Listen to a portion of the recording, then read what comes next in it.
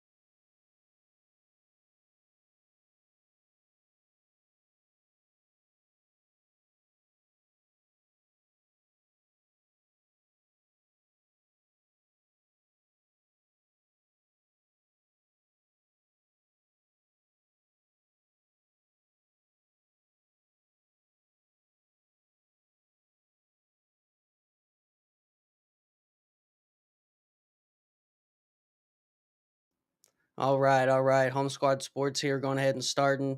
Went ahead and got a review from the past week. We got pick six, week five. Dalton can't make it tonight, so we're flying solo, but we do got some good games to go over, plus our Heisman talk. So we're able to rip and roll in there, having some technical difficulties to start, but we're ready to go. All right, so we got a few games here. I guess I would want to switch out maybe one or two of these, maybe just really one that Kansas State game for the UK game for the them beating Ole Miss, big upset there. Everybody was able to see that there, man. And I would say not because Ole Miss. I think people are kind of coming down from them, but I don't think because Ole Miss isn't good or because Kentucky's not good. I just don't think. Yeah, they're just not as good as we thought. So they're not just like a title contender. Jackson Dart, not a Heisman guy. Um, we've seen Lane Kiffin just running a bunch of new stuff, not really new stuff, just stuff that really pumps those numbers up for his quarterbacks. I think he was really trying to get that Heisman to kind of up his resume there. So looks like that's not going to happen. So we'll talk about that. But they got demolished there, Oklahoma State that first game. So go ahead and get into it. 42-20. Oklahoma State, like I said in last stream, they've been kind of skating by every week, and they were kind of due for a big loss. Not really big loss in points, just getting outplayed, and it was kind of both there, outplayed and through the points there on the scoreboard. So Kansas State's going into a bye week. We already got some big talk because they're going into a bye week. Colorado's going to a bye week, and that's they play each other next game. So we'll talk about that later and later in the week. Even though that they got a week in between, it's still going to be a big talk all week. But I remember seeing, a lot of talk today about Shadur, about Travis. We'll go ahead and get into it. But yeah, they was able to get a win there. Kansas State, nothing crazy to talk about there. So we'll move on with Notre Dame and Louisville. Louisville was able to kind of keep it close. I would say some controversial calls if you watch the game. Coach Brom didn't really go for it at the end of the second half or in the first half going into the second. They didn't go for 3 points. They kind of went for seven when they could have just knocked it down to a touchdown, and they were pretty much down a touchdown the whole game. They could have just pretty much field goaled it out and won the game and didn't really have to press. So, yeah, a lot of people thought Louisville, if they won this game, then they'd be making a playoff push, which I thought was true. But yeah, it looks like they're not gonna make that push. Honestly, their quarterback's kind of like a statue, and you're just not gonna win with that in today's game. But I would say with Notre Dame, they're not a top five team, but you can't sleep on them every week. I'm not saying Louisville did. They just got outmanned. Weather there was bad weather everywhere last week from the hurricane, so I think last week was kind of a one-off with some stats and with some slow starts, and a lot of teams had to finish big, which we'll get into. So, yeah, Notre Dame's able to get the win. I don't think Riley Leonard's like a prime time quarterback, but they was able just to play their game, play Notre Dame kind of just boring offense, but it got yards and it got the job done at the end of the day. So they was able to get the win there at home. Big win for them. They don't really play anybody for the rest of the year, so they'll probably make a title push, playoff push, to make a run. So be on the lookout for that. But as for the Arkansas game, great game. I'm glad we put this on here. That was our last one that we didn't know if we were going to put on for the week. So, yeah.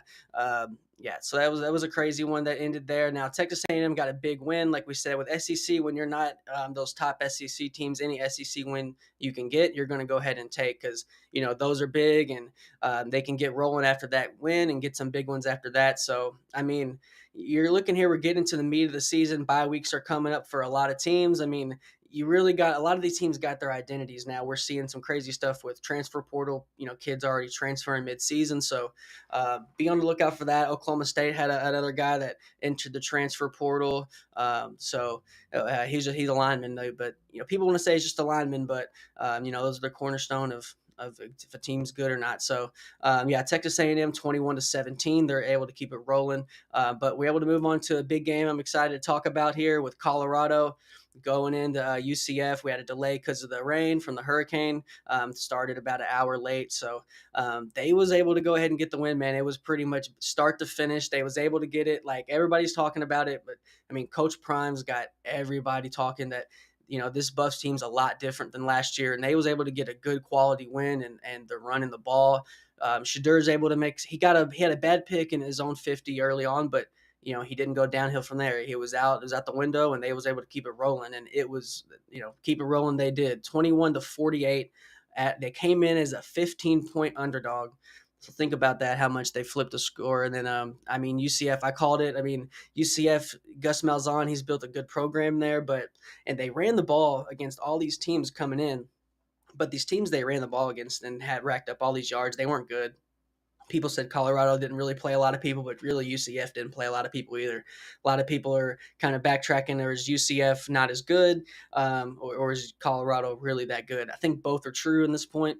I just don't see UCF getting that much better at all. And KJ Jefferson at quarterback, he is good. He's able to kind of manage the game, but sometimes it was his teammates' fault kind of dropping some passes, but a lot of times his offense just really couldn't get going because Colorado's defense is a real deal. Like they're actually really good, and their defense, their whole new pretty much overhaul, a new staff they got. I mean, Warren Sapp's able to get that D line talking to him. You got big guys in that locker room every day, and I was watching Deion Sanders Jr. today on 0-60. With Matt McChesney, he was able to say, man, like that whole rain delay we had, the whole hour, they was turning up in the locker room the whole time. Like there was no downtime. Like they knew they was going to go out there and ball out. He was like, I don't know what they were doing in their locker room, but we was ready to go that whole time waiting for the delay. So we'll get into, our Heisman talk, and that'll obviously come up with Travis Hunter. I mean, Travis Hunter is able to ball out again, man. I mean, this kid is, he's a man amongst boys out there. He's really able to control the game on both sides of the ball. He might play both sides in the NFL. I think we're going to see a team try. It depends on where he goes. Depends on that infrastructure, that team, and what they need. But I think any team can use him on both sides of the ball. He really is that good. Like we haven't seen a player like it, and I just think we should just kind of if he was on any other team, the whole nation would really be around him, and most of them are. But you got those Colorado haters. They're just guys that they just don't think he's that good, or they're not playing anyone's. But man, this dude is really just something else, and he catches the ball like he gets separation. People are saying he's not going to be able to make it in the league because he's going to get jammed at the line. Well, nobody's jamming at the line anymore in the NFL. I don't know if anyone's noticed, but that game has changed a lot. It's not physical as it once was, and playing both sides is not too far fetched when you're that good. And there's less snaps in the NFL anyway. So we'll go ahead and move on from that game. But Colorado, man, they're going into the bye week coming off a 48-21 dub. I mean, they're really looking solid. They're rolling. They might win the Big 12. And a lot of people were saying they weren't going to win 4 games, and now they're talking they might win the conference. So talk about people doing a 180 there. But that'll keep going. So we'll see UNC and Duke. Like we said, big rivalry game. No distance really separating them here, and it went down to the wire. I mean, Duke is staying undefeated.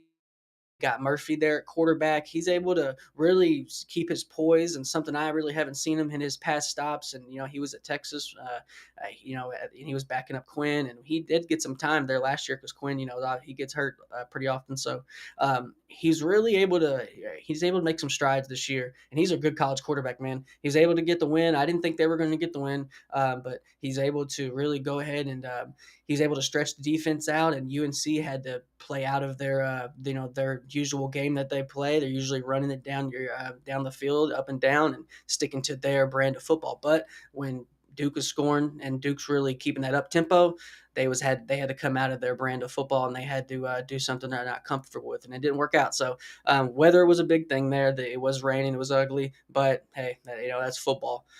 So yeah, they was able to get the win there. I mean, Duke, they're looking good, and they have a really big game coming up. And I'm gonna tell you right now, they probably will be on our top six this week because they have a really big game coming up. But I'm gonna go ahead and get into the big game of the week, man. I mean, you talk about blockbuster. This was the most watched college football game since 2017, and there was 12 million that tuned in for this game for Georgia and Bama. Man, everybody knew it was going to be a big game. And Saban's first week back, he was on game day, him and his wife there. I mean, it was electric. If you watched the game day that day, or if you just watched any one play of the game, you could see how big it was. And just, I mean, let's go ahead and get into it. We can go ahead and start off. Jalen Milroe, he's up for Heisman, man. He's might be one of the best quarterbacks in the nation.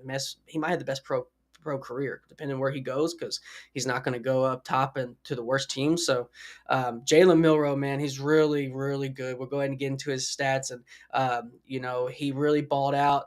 Georgia, they went up 28-0 on Georgia at home against Kirby Smart, and no one thought that was going to happen. No one thought that was going to happen. And, no one thought they were going to come back. 28-0 against Bama. And you come back. They came all the way back, took a lead, and then Bama had to score with just a couple minutes left. It was like a minute left. And they did, and everybody saw the play. Ryan Williams, their wide receiver, freshman wide receiver. He's 17 years old, and he is balling. He is balling. I'll go ahead and get into his stats. This week, he had 6 receptions, 177 yards, and the tutty. And the tutty that we've seen, the game-winning one. I mean, you put an asterisk on that. It means more. That means more than just a touchdown in the first quarter. And you can go and you're 17 years old, and there's pushing 100,000 people in one stadium, to watch you. 80,000. If you count tailgating and all the festivities, I mean, there's 100,000 people on there, and they are there. And he's 17 years old. He should be playing high school, and he was able to everybody saw the play, did spin move, hit the juke on him, hit the B button, circle, whichever one he got. And man, he was able to run for the touchdown, the game-winning touchdown. Best game of the year so far. I don't see too many games topping that. Jalen Milroe balled out as well. I mean, Jalen Milroe, like I said, he went ahead and went for 374, through the air. And then he had 81 completion rate there. So, I mean, anytime you can get around like 65, 70, if you're airing it out, you're good. And he went ahead and got 81 and 2 tutties. And then he wasn't done. On the ground, he had 117 rushing yards and 2 touchdowns rushing. So, I mean, the reason they came back, it wasn't because Jalen Milroe couldn't get the ball down the field. I mean, that defense just kind of let up, and they didn't think they were going to come back, and they did. I mean, 28 points that they came back from. But Bama able to get the dub. Kalen DeVore, first year on campus, taking over for Nick Saban, looking like he's real deal, and he's able to keep the culture rolling, and looking like a great hire about Alabama. So we'll go ahead and get into the rest of our slate here. I mean, we want to go ahead and give our shout-outs to our MVPs. Like I said, we already went over Jalen Milroe and Ryan Williams. We had to go ahead and do a tandem. We had to do co-MVPs, co-MVP, co-MVP. I mean, we had to. It was a crazy week. This might go down as top few weeks in the year. I mean, Ashton Jean T, he is a Heisman hopeful right now. He's on the list. I mean, he is balling, bro. Like, he went ahead and had, let's say, 25 or 26 carries, 259 yards rushing, and 4 touchdowns. All running like old school. Like, you don't see that anymore. And that dude has 250 yards. He's been doing it all year. And I mean, a couple weeks ago, Dalton was saying, he might be a Heisman hopeful, and I was like, well, he is talent-wise, but I don't know if they're going to give it to him just because he's a running back, but they might. They might if Travis takes a dip, if they lose a couple games, and if Milroe, if it's an injury, or if they just lose a couple games. But you can't debate numbers, man. Numbers don't lie. The eye in the sky doesn't lie on film, but numbers don't lie either. And he passes all tests. I mean, he's physical. He runs downhill. I mean, he's a workhorse. He's not a one cut back. He's a do it all back. Like, he's not one dimensional. He's got 82 carries on the year, 845 yards. 1,000 yards is as good as rushing, especially right now if you can get 11, 1,200. But he's got 845, and it's only week 5. And he's also got 13 touchdowns. He's averaging 10 yards a carry. He's averaging 10 yards a carry. There's people who get paid millions and millions. They get 4 yards a carry, 4.5. He's got 10 yards a carry. First down every time he touches the rock. That's video game numbers. It's hard to do on a video game. Like, people need to realize this dude is a must watch. You got to watch some Boise State football this year. We'll go ahead and do some. We might give a shout out whoever they're playing. We don't know if they're going to make the top six of the week because it is a pretty good week. Not as good as last week, we don't think, but you never know. So there's our MVPs. Man, I mean, everybody saw the Bama game. Jalen Milroe, he's winning me over, and I thought he's obviously better than Carson Beck. He's way better than Carson Beck as a pro prospect, but he might be pushing up there with Quinn Ewers, Shadur, and I think he's definitely better than Cam Ward, I think. But Jalen Milroe, he's got it all. I think last year he was a little shaky and got his feet under him, and he was able to do a full year as a starter. And that second year, he's really shown that he worked on his game, and he might come away with the Heisman. We'll see. We'll see what Bama can do, and that's what's so excited. So after this week, we had a total new top 25. Everyone saw UNLV had a huge win their first week without Sluka, the quarterback that left there over the NIL drama, and they was able to get a dub there. Now they're in the top 25, and they might be looking up because this week is big. They have a big game this week against Syracuse. I think they are favored a 6.5 right now. But we'll see if they win. That's going to be a big test, and everybody's going to be watching them. So let's go ahead. Illinois 24. Do I think Illinois is the 24th best ranked team in the country? I don't know. Last week they hung in there. I think they're a little better than these few teams, but I do want to get into a few of them that I don't think should be on here, or maybe they're just a little too high. I want to go with Louisville. I don't think Louisville should be in here after the week they just had. They lost by a touchdown, but it was a bad loss. And I think after this week, they won't be in top 25. They got SMU this week. They are a 6-point favorite.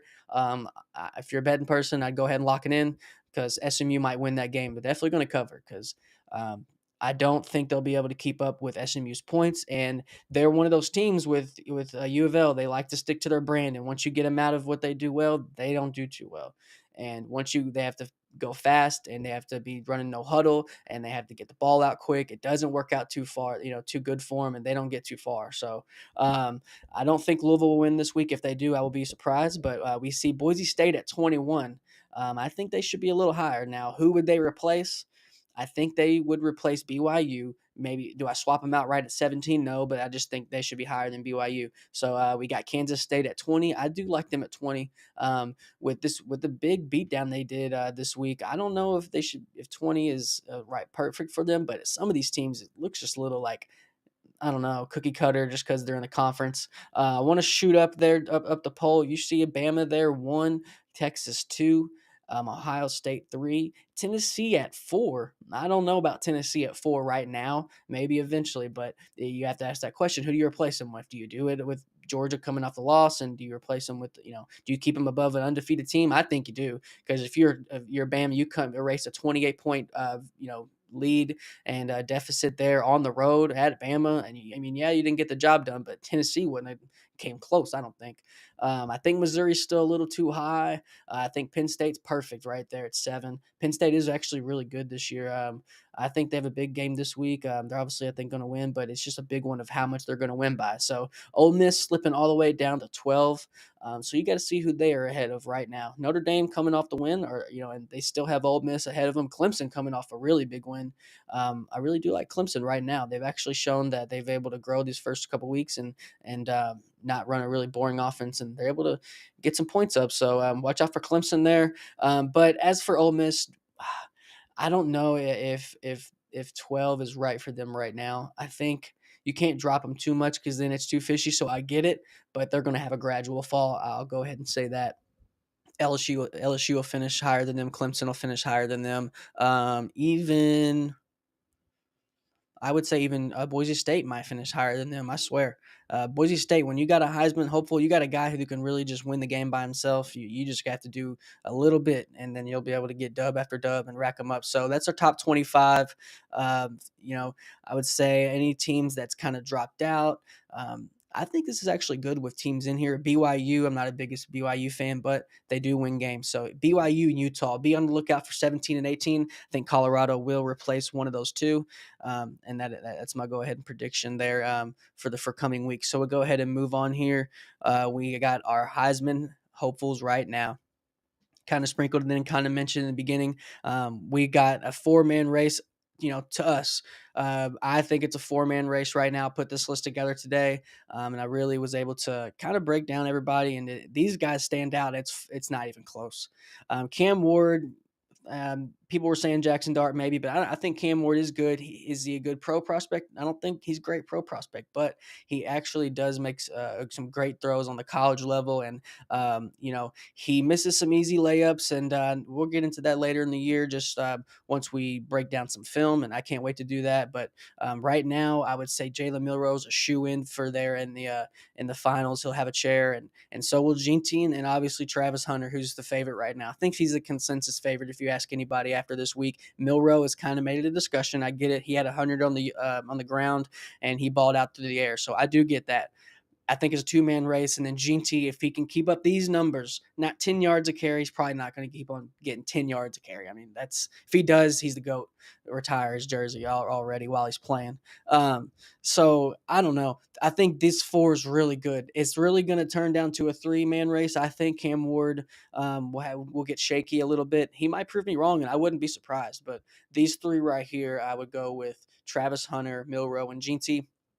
Absolute ballers. Cannot wait to see what they do in the next level and where they go. I know wherever they go, they're going to make a team so much better. And Milroe, I'm telling you right now, Milroe's going to be a really good NFL quarterback. He really is. If he goes to the right system, if he does. Because, I mean, if you want to compare him to like the Hurts that's came out, the Tua's that's mobile, and Lamar, he's can throw it better than I think all of them. He really can. His mechanics are good. He doesn't force anything. His 82 or percent, completion rate, that should speak right there. He doesn't force any throws. He's got his game together, and I've been really a fan of him lately. And obviously, he's talented, but these past couple weeks, he's really grown on me even more. So we'll go individually here: Cam Ward, Milroe, Ginty, and Travis Hunter. There you go. There's our 4 right there. We think that are gonna. I think I'm kind of predicting that these will be the last 4 too. I don't think this list will change. It'll maybe cut down, but the 4 as it stands, I don't think anybody's gonna remove anyone off the list. Honestly, if they do, I think it'll be just because of injury, or if Colorado just absolutely falls off. I don't think they will though. They're not. They're not. If anybody that's played the game, you watch that team, they're ready and they're here.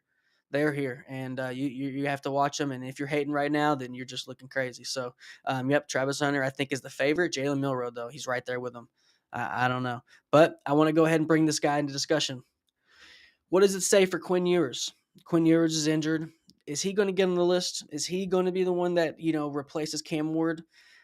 It could happen. I think he should. I think talent-wise, he is better than Cam Ward, but I don't think they're going to give it to him just because if he's missing time. If he misses one more game, no way. But he has to ball out to get on the list. He could fight on the list. I would like him on the list. I've always liked Quinn Ewers since he came out of high school.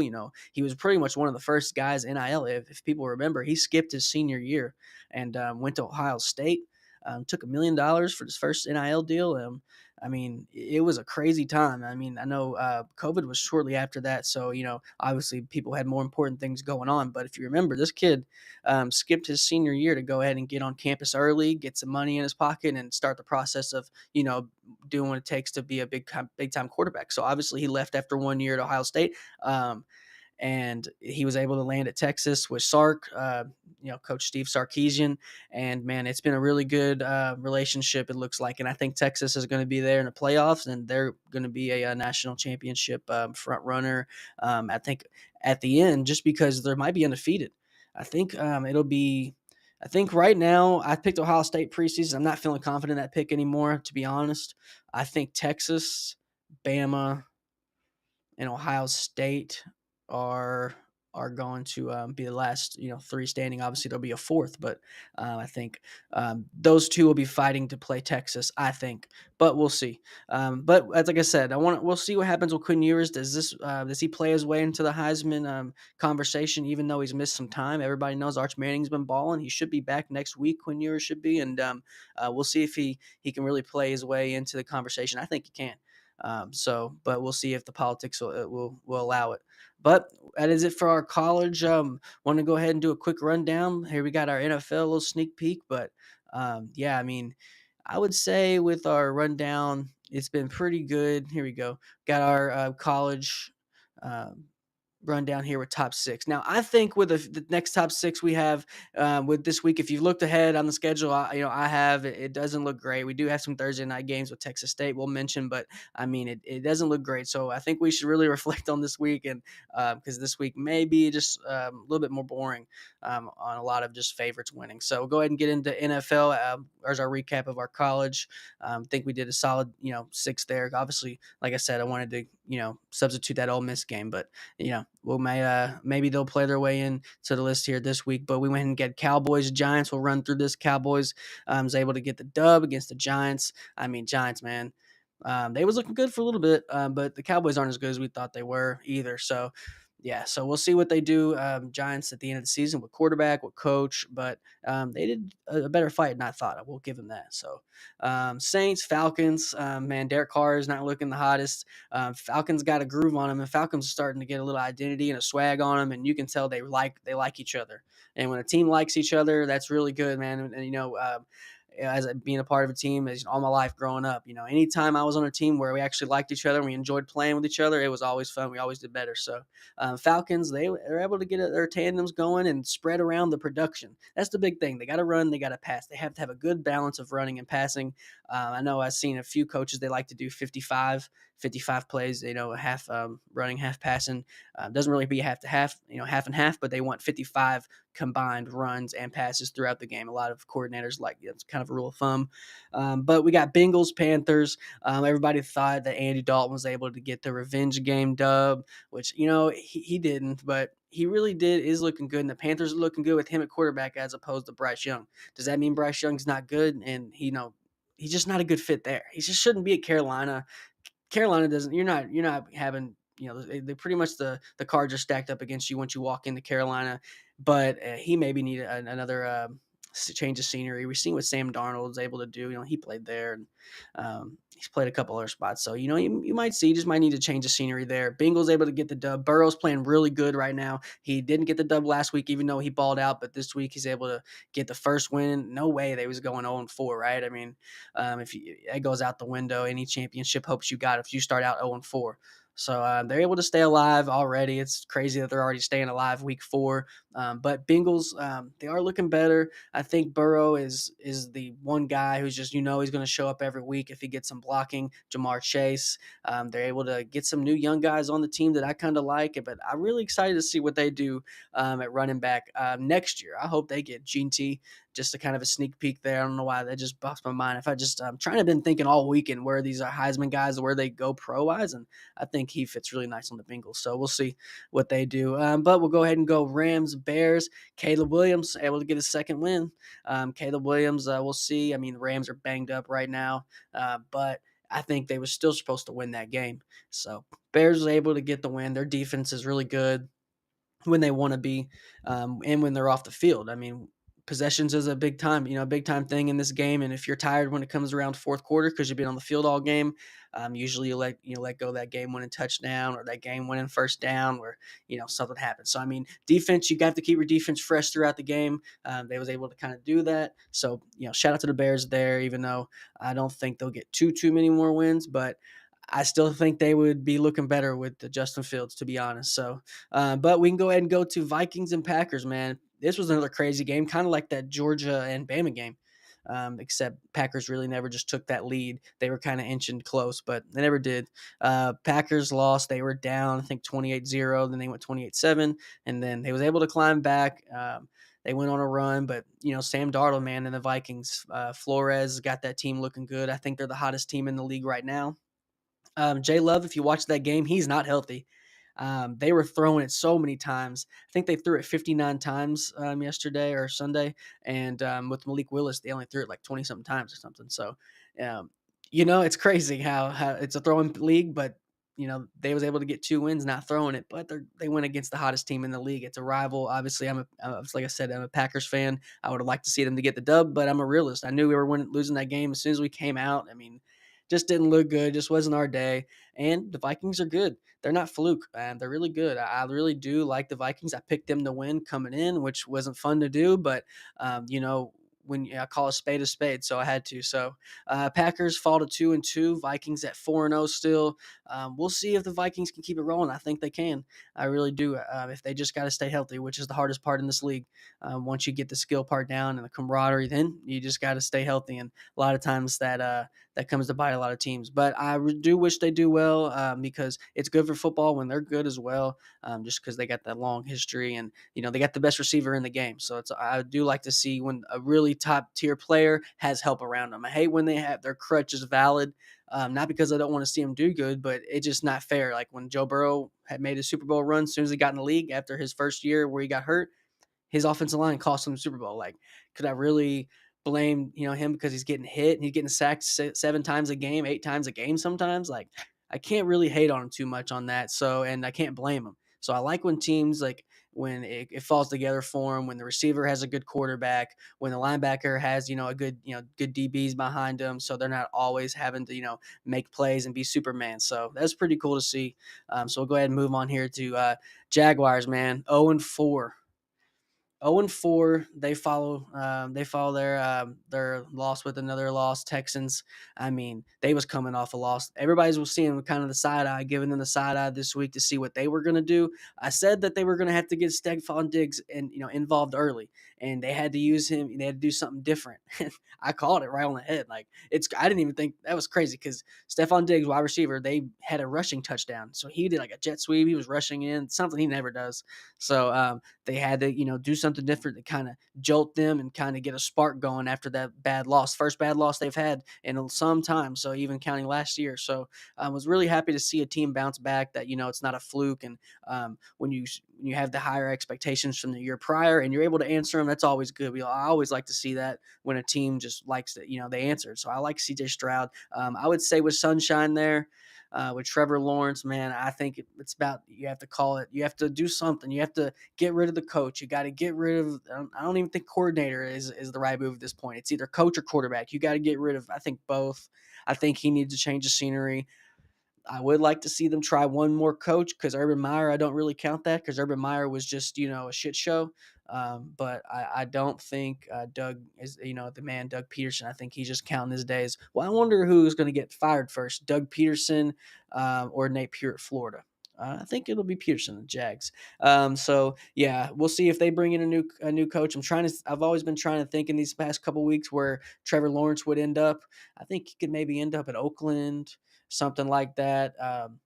We'll see. I said Oakland, but Vegas, they're always Oakland to me. But I guess maybe him being at the Raiders, I could also see it. It depends if they go for a younger quarterback coming out the draft, if they don't want to take that cap hit and get some other guys around them. I mean, this is a good quarterback draft, so we'll see. He might just stay put. So we'll move on from that game. We got Steelers, Colts. AR got hurt. I think he came back in the game, but yeah, he's always getting hurt, man. Looks like that's going to be the thing with him. He's just kind of banged up.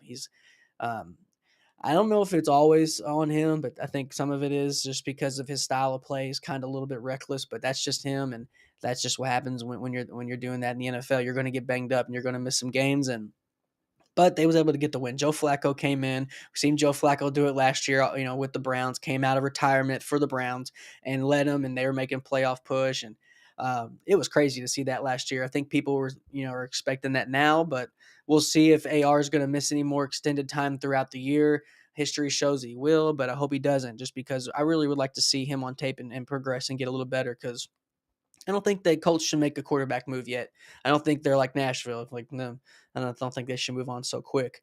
I was able to see AR at the combine when he threw. I was able to see a lot of good quarterbacks at that combine, and he really stood out. And I mean, AR lit up the combine. That's the reason he got drafted so high. So Steelers fall short. They got their first loss on the season. Man, I was kind of hoping they got the win because I am rooting for Justin Fields because I hate when a team just cuts ties just to save their job, and that's what they did with him there in Chicago. So, yeah, we'll go ahead and move on. But that game was really was good to see, even though it wasn't. I mean, none of these games have been really lightning and really just been so exciting. That's why college football has just been so much better this year. College football has been so many more teams. The games have been closer. I think they're playing harder. The quarterbacks are playing better. I mean, I was watching the Washington game and it was halftime. They were like, "Oh, Daniels is playing so good. He's got 89 yards at halftime." He's got 89 yards at halftime. He's on pace for 200. Like, it's, oh my God. And then that's crazy now. Coach JB always says mediocrity is a new excellency. I think he's got some point to that. I don't like to hate on everything just because I do think there is some good teams out here, and there are some teams actually playing good. But as the product as a whole, it's not good. So that just screams this next game. Yeah, it rains, and I know some games are rainy, but it rains in football sometimes, and you have to adjust, and you gotta the better team should still win. It should be closer. It should be a little bit more uglier, but the better team should still win. We did not see that with the Jets. The Jets were -7.5 coming in, and they lose by 1 point against the Broncos. I mean, shout out Bo Nix. He did get the good win there. I didn't think he was going to follow up his last dub, honestly, but he's able to do it. I mean, weather played a part, I think a lot of people will say, but I just think that Jets team does not have a good cohesive unit there. I don't think the locker rooms as good as a lot of these other teams. Like I said earlier, when a team enjoys playing with each other, when you can tell they enjoy playing with each other, they play different, they go harder, and mistakes they're able to bounce back from. They're able to say, okay, we'll move on. They're not going to harp on it. Man, I think they had 6 false starts. The Jets did the other night. So I mean, that's never good. That's always a camaraderie issue. It's a focus issue, and the sideline is they're not okay. Let's get the next play. It's kind of they're getting on them, and I don't think it's good. The Jets aren't going to make a run. I don't think. If anybody's been paying attention, Devontae Adams looks like he's going to be demanding a trade from the Raiders. So does he go back with the Jets? Back with Aaron Rodgers and go to the Jets and team up with him and Lazard again? I don't know, but they still should have won that game. They were 7.5 point favorites, like I said, but they just weren't able to get it done. I think that's going to be a bad loss, and I think that loss is going to lead to maybe a couple more bad losses for them. I know people want to say the weather, but that's football. You should still win. And but shout out the Broncos for the win. You can't take any credit from them. And looks like maybe I don't think Bo Nix he's playing good. Like he's playing good to the homies, right? Like, oh, he's playing good, he's getting wins. But is he playing good from an NFL standpoint? Is he making good throws? Like, once they get some film on Bo Nix, I don't know how far it's going to go, but maybe he's able to prove me wrong. But I think he kind of gives me kind of reminds me a little bit of Zach Wilson, who's on his team. So we'll see. But hopefully he's able to do it, man. But as a team that is doing it, and team is not doing it right here, this is another one right here. The Eagles, not looking good for them. Coach Sirianni, I don't think he's going to last too much longer. He's going to get the rest of the year. I think they'll give him that maybe, but I think they'll do that just to make him even look worse, and while they shop for their next guy extra long. So Buccaneers, Baker Mayfield, 33-16. Tom Brady was calling the game with Fox Sports there, on his former team. He was able to lead to the Super Bowl, which was a crazy run looking back on that Tom Brady Buccaneers run. He really had a great year that year, and his first year there when they won it. I mean, it was a crazy year. They went all in with their cap. They went all in with their team, and they did it. And I really gained a lot of respect for Brady right there during that time. So they was able to get the win there in front of Brady. The Eagles, man, not looking good. I think they're going to blow it up from the head coach standpoint, and I don't think AJ Brown's going to be there for that much longer. Saquon Barkley, I don't think they really utilized him too much as they should have. I think he should have got maybe at least 10 more carries, at least, and a couple more catches because he needs some practice catching the ball. We've always seen that. So yeah, Buccaneers, man, they was able to get the dub. It was a road win a road game for the Eagles. They weren't able to answer a lot of these, and it was really hot there at Tampa. I think they would get a lot of humidity from that storm, and it was like 100 degrees there. So man, it's still hot. Has not cooled off there. That on field temperature is a lot higher because of that turf and that plastic. So it's just a little hotter always, and that rubber, and it's not cool, man. Turf's not good. I think people need to start the conversation needs to be started with the turf just not being good for players. It's cheap. It's a cheap easy get out of jail free card for the NFL, I think, so they don't have to put money into greenskeepers and to people to keep that fresh grass. Because as someone who played on regular grass and turf, on away games, I hated playing on turf. It's horrible. And I played the line, so I played center. My hand was always down in it, and I was always, if you fall on it, it's just, you can tell there's concrete under it. You can just tell that there's no give. There's no give in the ground at all. And that's why you see a lot of these injuries. They call it the turf monster. And it's evident. You can see they call him invisible, but he's right there. The turf's not good for players. I don't think the conversation needs to be started, but you know, they want to focus on putting those foam things over their helmets. I guess more. So I guess that makes more money. So we'll go ahead and move on from that game, but we'll go ahead and move on to the Commanders. I want to go ahead and I want to rant so hard because I put money on the Cardinals. It was 7-7. The Cardinals had the ball. They're driving. I put money on them. They die. They scored 7 more points from the rest of the game. That was in the first quarter when I put that. They was a favorite when I put that bet in. So horrible.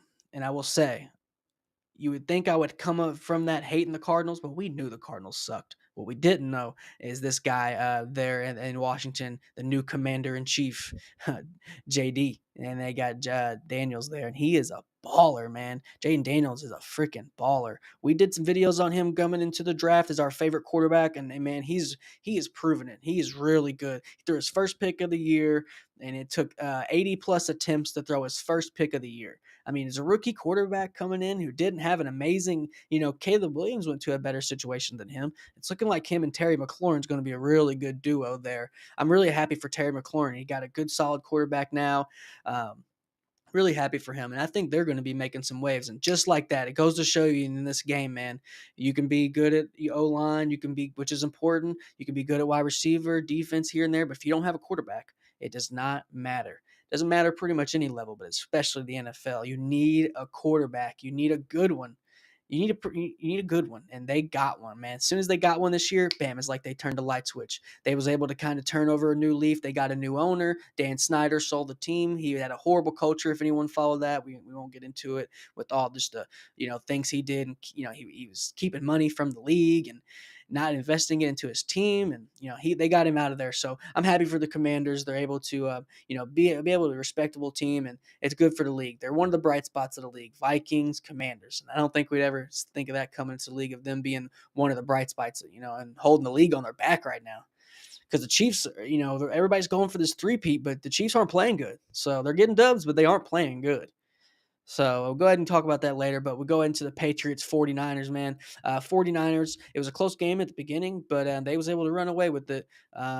I really do think the 49ers aren't going to make a really big push in the playoffs. Why? Just because they have never done it, and they don't have as many weapons, and they're kind of older. If you've seen that really impressive play from Fred Warner, I love Fred Warner, linebacker for the 49ers there. Pick six, took it all the way to the house, about 30, 40 yards. Really impressive play. I really love Fred Warner. He's one of the guys I don't think, every Sunday, you don't have to worry about Fred Warner showing up. He's going to come with his lunchbox. He's going to be ready to go. He's going to be ready to, get some pads popping and trade some paint on his helmet. Happy they got a guy like that on their team. There's not too many of those in the league anymore. A last of a dying breed. But Patriots not able to get the win, 13-30. Kind of expected, but we'll go ahead and move on here to our last two slates of the games. We got Chiefs Chargers, just talking about them. Chargers banged up, but they was able to come in. I think a lot of people thought they were going to win. They did keep it close. I think they beat the spread by half a point. Chiefs was able to get the dub. They're able to keep the train rolling, won't go too crazy. And it's just because it's just not been an impressive game. It's become a highlight league. It's become a highlight league where the highlights are the literally only good plays.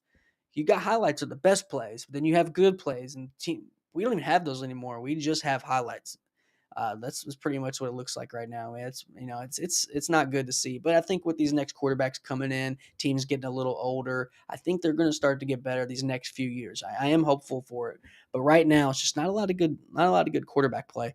If you watch the Raiders games, Browns, they was able to get the wins. A really close game came down to the last play of the game. Browns not able to get it in. They made a really questionable call of just running it on or passing it on 4th and 1. I haven't seen a team on 4th-and-1, 4th-and-goal, whatever, 4th-and-inches that they just don't run I formation anymore. Everybody's running out of shotgun, and I guess I don't know. It should be evident to anyone if they say it's a game of inches. Well, it's a game of milliseconds too. It is everything counts in this game, and you're running out of shotgun. It's people know what you're usually doing now. Everybody runs out of shotgun now in that 4th-and-1 short yardage. And I think people are going to start once they get some more analytics, some more stats, because that's the only reason they're doing anyway. I think once they get that and really be able to reflect, you'll see less and less teams do it, and they'll be able to go ahead under center and get the ball handed off. Yeah, you know what we're doing, but we're right there. You don't have to take that extra second. I played center, and when you're doing shotgun, it does take a half a second to get that ball there as opposed to under the center. It just does. And it leaves a half a second, and their feet are moving in that half a second. And I don't know. I don't think it's really working out for a lot of teams. We're going to do some numbers here.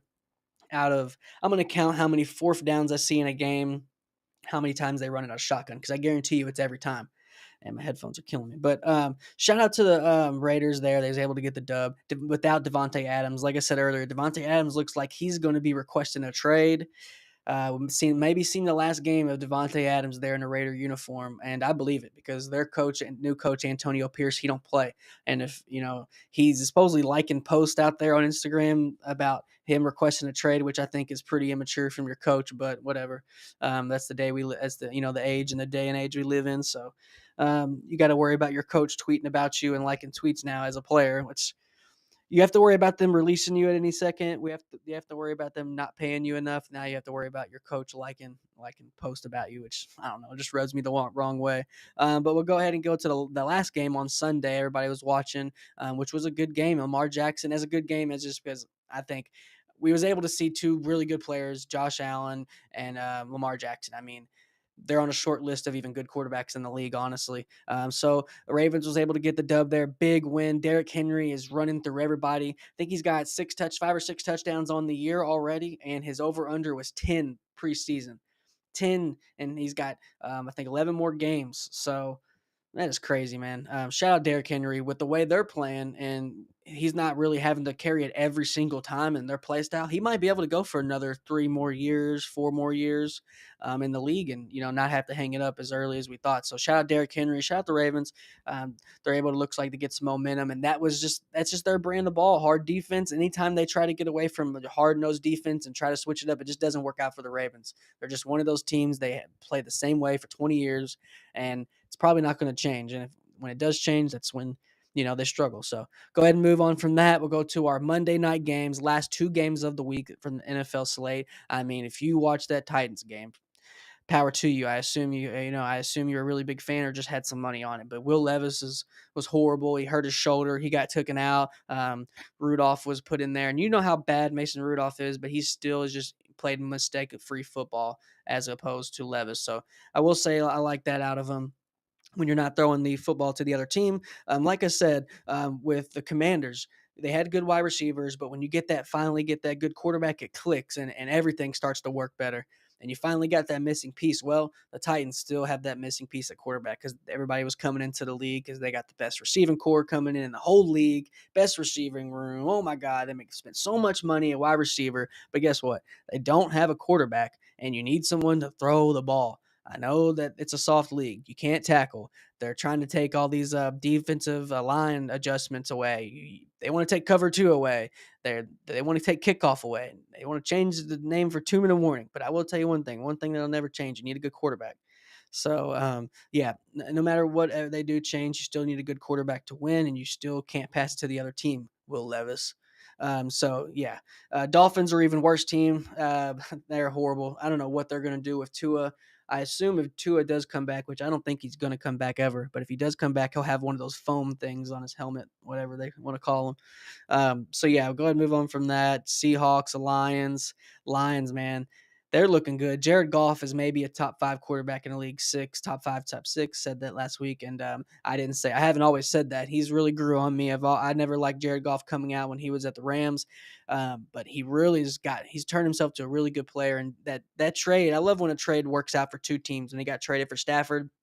Stafford went and got a ring, something that he couldn't really do. Goff couldn't get over the hump, and Stafford was able to do it. They kind of had a Tom Brady year where they went all in, and they was able to do it, man. And they pulled it off.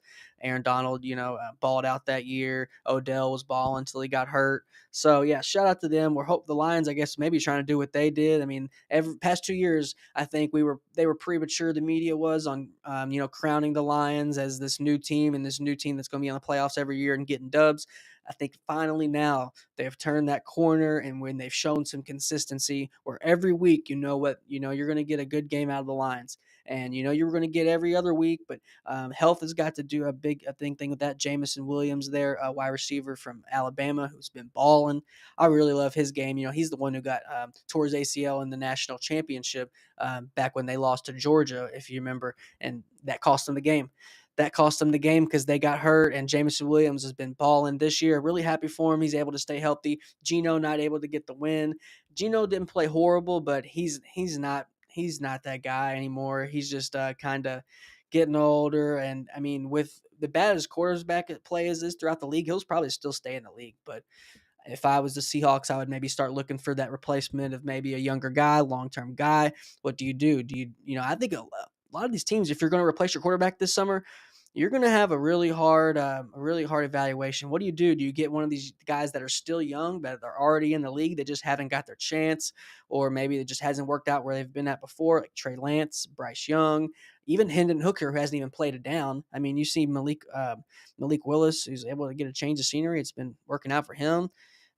So I think Trevor Lawrence might, change. Zach Wilson might change again. Sam Darnold's only on a 1-year deal. What are they going to do? Are they going to pay Sam Darnold, and are they going to still sit their first round quarterback they just drafted, or what are they going to do? I think it's going to be really interesting. A lot of these teams doing quarterbacks. Why am I talking about off season so early? Is just because this season just hasn't been great, man.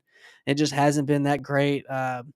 So yeah, I do want to go ahead and reiterate on a few of these things on our Heisman. We want to go Quinn Ewers. Can he really get back on the field and put his name in the Heisman consideration again? I think he could, but who is he going to take over? We got Travis Hunter in here, who I think is the favorite right now. I mean, you don't have him as your favorite. You're just in denial right now, which is okay, but I think that'll change. But it's not going to change next week because they're on a bye. So we have to wait another week, and I think they will beat Kansas State once they come off that bye. So, yeah, we got them. We got Ashton Jeanty right now racking it up, man. I mean, 800 plus yards already. I mean, there's wild numbers he's doing. 10 yards a carry, like I said earlier. I mean, you might never see that ever again. You might never see it again. So, I mean, is he going to take over Jalen Milroe's spot in the Heisman consideration if Ewers can get in there? I don't think so. And then Cam Ward, I think that's the only guy he can really kind of get in front of, maybe if Cam Ward starts to be a little shaky. So I don't know. It's going to be really interesting. The drop off of how exciting college football is this year as opposed to NFL. I mean, it's crazy. It's crazy. And I mean, college football is electric. We got Thursday nights now. We got Friday nights, which I'm a little iffy. I think that should be high school games because a lot of those high school games are not as packed as they would be. Then we got Saturday, obviously, and so I mean, we got 3 solid days every week of college football. I mean, I'm loving it, man. It's been a great year so far. And in a few more weeks, we got basketball coverage starting up. But yeah, here's our Heisman hopefuls so far. I think this is our top 4 for Heisman. I don't think there's ever been 5 at the ceremony. I know there's been 4. I've seen 3 before with the Teo year, Manti Teo, Johnny Manziel, and Connor Klein. That was 3 in that finalist, but I think a lot of times it's 4. So I think it'll be this 4. Is Quinn Ewers going to take over any of these guys? If he does, I think it's going to be Cam Ward. So yep, we'll go ahead and do a quick rundown. We got the top 25 now. UNLV able to sneak in there, staying undefeated. They got the new quarterback there, Raj. And he's really good. And Sluka, I mean, everybody knows about that. So we got our predictions, I guess, with the top 25. I would say Louisville's not going to be in there next week. I'll reiterate on that. I think Clemson's going to move up a little bit. I think Ole Miss is going to drop a little bit more throughout the season, just a little bit. Missouri, are they a little bit too high at 9? I know they was already at 6 a couple weeks ago. Then they went, I think, 6, 7, to 9, and then we got Penn State. I'm really interested to see what they do. Michigan, I think, is going to drop a little bit more. They're definitely not going to beat Ohio State, I don't think. And I think they might drop another Big Ten game. Who's a team that I think they're going to – I don't know if they play them, honestly. But if they do play Indiana, I think they'll lose. Indiana's looking really good. Their coach is really good there. The James Madison coach, Coach Vic. And I'm really happy for them. I don't know about too much about Iowa State. I think every year they're consistent, but they're not a 16, 14 team. Because if you're 16, 15, you're on the bubble of the playoffs. You're 1 game away from the playoffs. So I don't think they're like that. But we'll find out. I mean, then we got our scores here. We got our players of the week. We went ahead and got Gene T, and we did a co-MVP. I mean, co-MVP, Jalen Milroe, Ryan Williams. We had to do it. I mean, these stats are absolutely insane. Go ahead. I mean, like I said, with 845 yards on the year, Gene T, how's he not in your Heisman hopeful right now? How's he not on your list? I know you want to say he's on Boise State and because he's a running back, but if you don't have him on your list, you're literally insane. Yeah, so I mean, co-MVPs, we got Jalen Milroe, 27 for 34. He had 374 yards passing, 81% completion percentage, and 2 touchdowns. Well, he followed it up with 117 rushing yards and another 2 touchdowns. Ryan Williams, the 17-year-old, we've already talked about him, freshman, true freshman, 17 years old, 6 catches, 177 yards, and the game-winning touchdown. Ashton Jeanty, 26 carries, 259 yards, 4 touchdowns. I mean, come on. 4 touchdowns rushing, you know.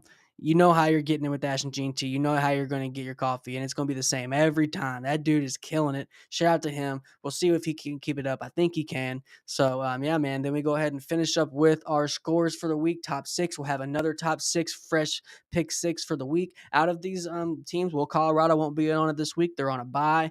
But just because I know a few of these teams are playing this week, I think Louisville might stay on because of that SMU. Why? But I don't think it'll be good reason. I think they're going to get upset this week off SMU.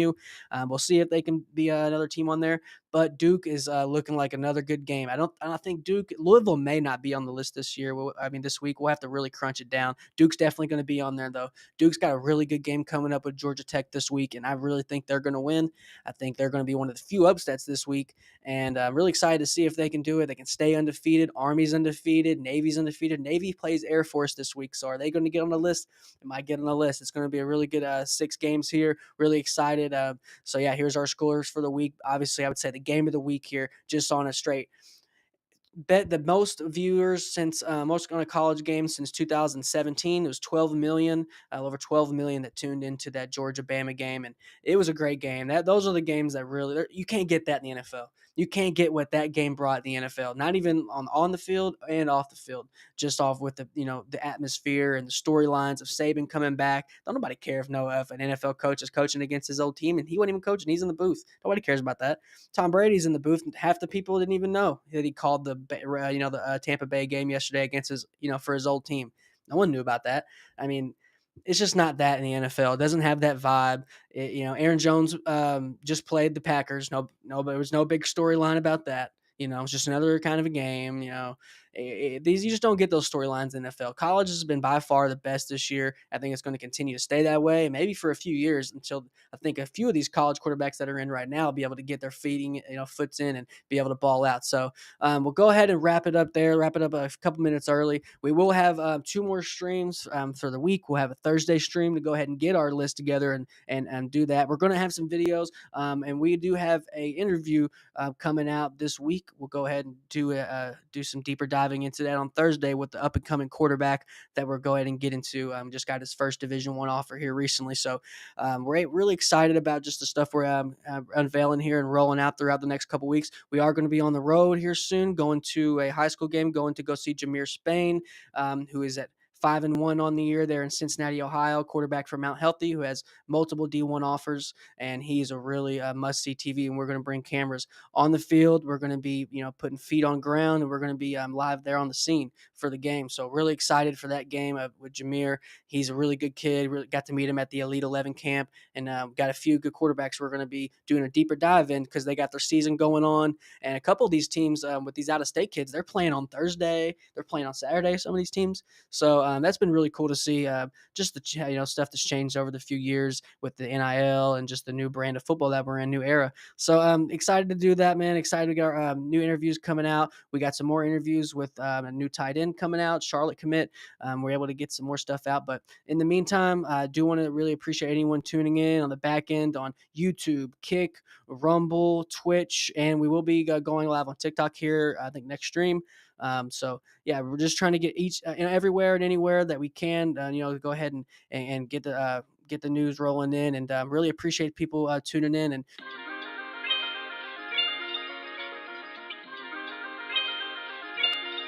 This is my beat.